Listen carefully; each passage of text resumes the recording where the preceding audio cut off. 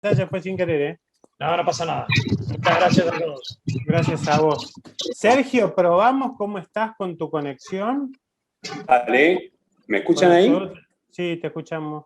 Perfecto, creo que está solucionado, creo.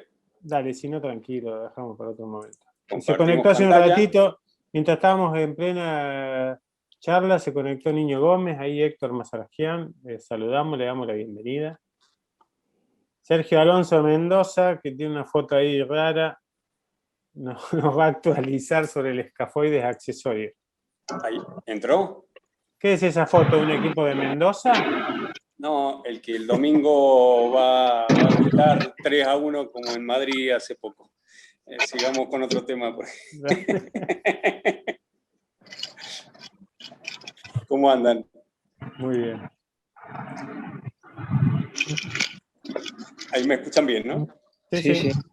Es una pequeña actualización sobre O escafoideo. Voy a checar esto. ¿Ahí se ve? Sí. Bueno, el navicular accesorio, también conocido como escafoide accesorio tarsal, prealux, que es uno de los huesos más frecuentes accesorios del pie, está descrito en la literatura entre un 4 y 18% de los individuos. Se estima que solo el 1% se vuelve sintomático en la edad adulta, se lo asocia con una herencia autosómica dominante. La mayoría de los pacientes suelen presentar molestias en la segunda década, son más frecuentes en las mujeres y generalmente el 90% suele ser bilateral. Uy, ¿qué pasó que no corre ahí está? Se los clasifican en tipos, podemos distinguir 3 tipos. El tipo 1, que es el representado, como ven acá, por un pequeño círculo dentro del tibial posterior, que generalmente es asintomático. El tipo 2, que es el que más comúnmente vemos, el verdadero escafoide accesorio, y se une generalmente al hueso principal por una sincondrosis formada por un fibrocartílago o un cartílago hialino. Y el tipo 3 es como una prolongación en asta de toro, del escafoide, que suele ser los dos, el tipo 2 y el tipo 3, los más sintomáticos. En muchas ocasiones el tipo 2 se confunde con una fractura, lo que conlleva un diagnóstico erróneo y a un tratamiento inadecuado. El diagnóstico suele ser clínico y radiológico. La afección de la sincondrosis que une este al hueso principal está descrito en la literatura, que es la responsable de la clínica del dolor la mayoría de las veces. Lo que no está realmente claro, buscando en la literatura, busqué varios trabajos, es la presencia entre el escafoide accesorio y la disfunción del tibial posterior. Hay muchas teorías que lo asocian y muchos trabajos, digamos, que no tienen relación, no le asocian relación al pie plano con el escafoide accesorio. Kittner opina que la función del tendón se afecta por una inserción anómala. Sullivan se inclina hacia un proceso inflamatorio crónico, pero sin producir disfunción del mismo. Pero la teoría más aceptada es la que sostiene que cuando el tibial posterior no tiene una inserción normal, es decir, se produce una disfunción del mismo, con aumento de la pronación del pie y de la fricción entre el hueso accesorio y el tendón, es lo que genera el cuadro doloroso más aplanamiento del arco plantar. La radiografía simple nos sirve para clasificarlo, como vimos recién. La gammagrafía nos suele ayudar en el diagnóstico entre una fractura y un ojo accesorio, pero la resonancia es la que revela generalmente el edema óseo, la osteonecrosis, la lesión de la sincondrosis y la afección del tibial posterior, que nos va a permitir una toma de definición sobre el tratamiento quirúrgico a seguir. El tratamiento inicial debe ser conservador, mediante la descarga con bastones, la inmovilización con bota de yeso, plantillas. Algunos refieren las infiltraciones locales. Yo nunca realmente he hecho infiltración en esto, no tengo experiencia. La alternativa quirúrgica se indica generalmente cuando no responden a estas medidas conservadoras. Dentro de las técnicas más habituales, o la que habitualmente se utiliza, es la escisión del escafoide accesorio con una aplicatura del tendón del tibial posterior Y Kittner contempla la reinserción del tibial posterior, generalmente en la zona inferior del escafoide, cuando tenemos un pie plano, para darle más arco y más potencia a ese tibial posterior que está en una posición anómala. Estas algunas fotos del libro que sacamos, donde pueden ver donde se me fue, donde pueden ver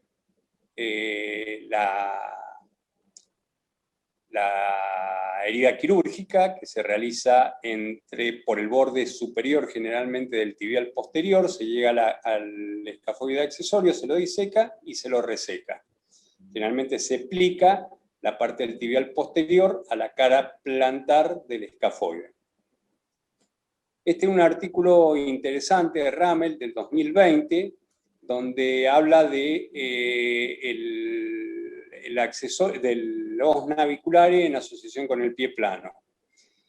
Realizan una extensa revisión de 2 centros de cirugía de pie y tobillo en Alemania y Estados Unidos y concluyen que la mayoría de los huesos del escafoide accesorio son asintomáticos y que los síntomas pueden surgir de la presión local, generalmente por los zapatos, o aflojamiento de la sincondrosis que existe con el cuerpo navicular, así como la irritación y elongación funcional del tibial posterior.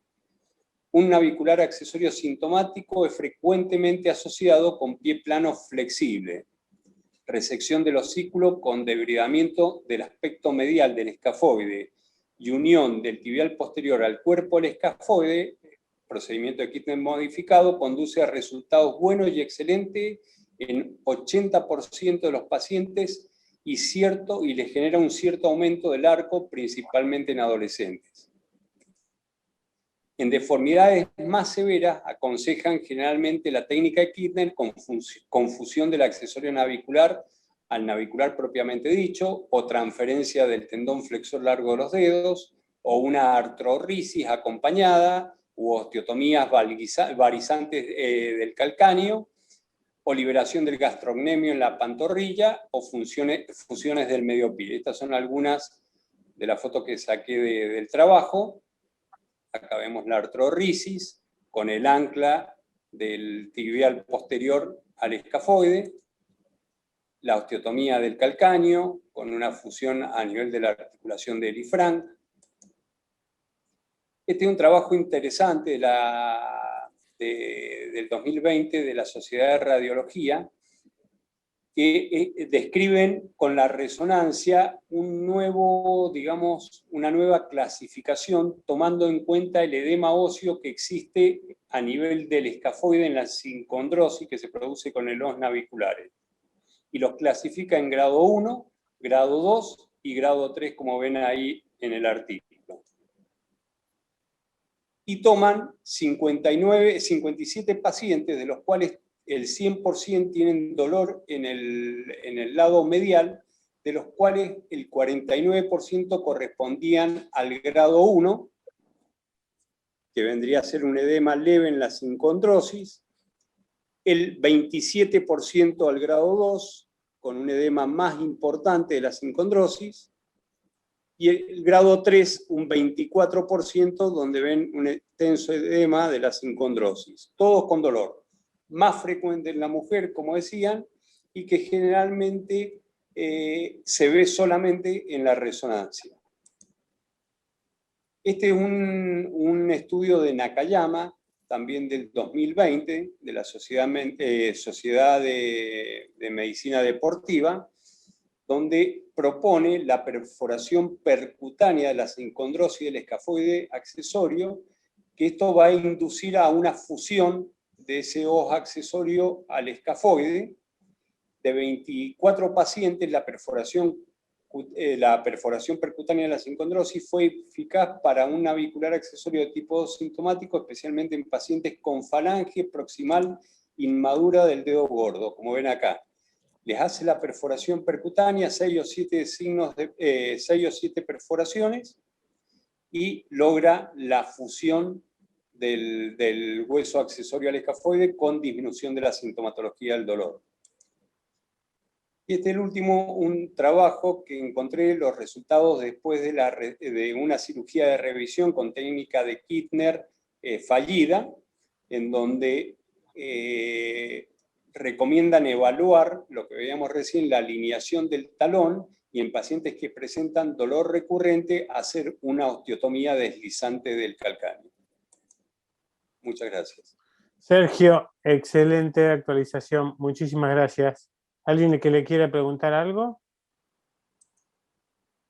¿Estuvo claro todo? Muy bien. La verdad que muy buena actualización y coincidente con lo que charlamos el Ateneo anterior con las encuestas. No estábamos tan mal, ¿no? No. Me levantó la mano el doctor Tronconi, Sebastián. Doc. Sí, ¿qué tal? Buenas noches. Yo hago traumato infantil. Exacto. Y en el Hospital de San Isidro. Y nosotros usamos para el escafoide accesorio la cirugía mínimamente invasiva. Lo unimos, pasamos una fresita básicamente y lo unimos. Pero lo usamos muy poco porque en general son muy pocos los pacientes sintomáticos con un escafoides accesorio que no tienen pie plano. Y en general uno cuando trata un escafoides accesorio y pie plano, lo que termina haciendo es un retensado del tibial posterior. Entonces ahí sí o sí uno tiene que hacer una incisión y puede hacer una cincha interna al ovilado, puede hacer un injerto, o sea, osteoperióstico, puede hacer la técnica que quiera, pero uno necesitaría abrir. O sea que yo creo que es bastante útil la técnica mínimamente invasiva, percutánea para el escafoide accesorio, pero también creo que hay muy pocos pacientes que se beneficiarían solo de sacarle el dolor en esa patología aislada sin pie plano, porque en general el pie plano está presente en estos pacientes, ¿no es cierto? Solo eso. Gracias, Sebastián. Muchísimas gracias. ¿Ah? ¿Alguien quiere aportar? Sí, ¿quién? No, yo, Diego, Sí. a Alberto, Manuel Monteagudo, que seguramente tienen algunas hechas, siempre es necesario, mi experiencia es que yo abordo el OS y la verdad que la inserción del tibial posterior es en un abanico tan amplio